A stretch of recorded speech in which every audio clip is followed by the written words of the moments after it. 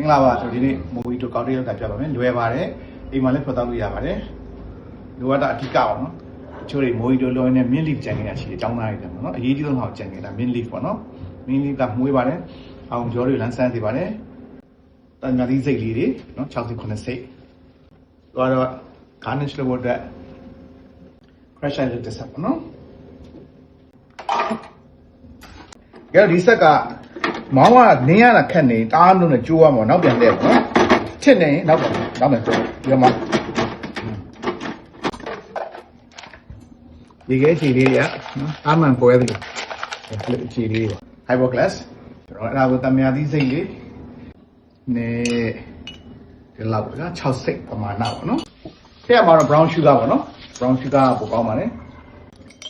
ဒီတကြားကျန်းပေါ့နော်တကြားနဲ့ဒီ citrus ခွန်lime ခွန်နေနဲ့ခြေလိုက်တဲ့ခါကျတော့အဲ့ဒီကအနံ့လေးတွေထွက်လာတယ်ပေါ့ဗျာပြည့်မှာထည့်မယ်တမယာထည့်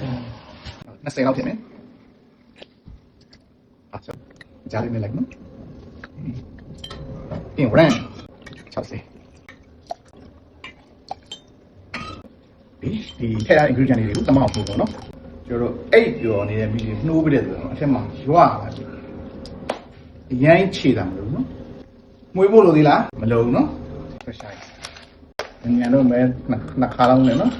အေးရဒီလားဆိုရင်ဆိုတာခေါ်လိုက်ပြီမွေတဲ့ခါမှာနားချက်တယ်လို့လားတမပါအောင်တမပါရင်နော်ဒီနည်းနည်းလေးတက်လာ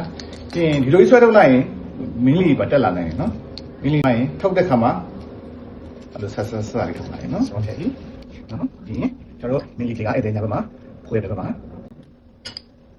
ဒီကနော်ဒီလာတာဗာလေမိုဟီတိုပါ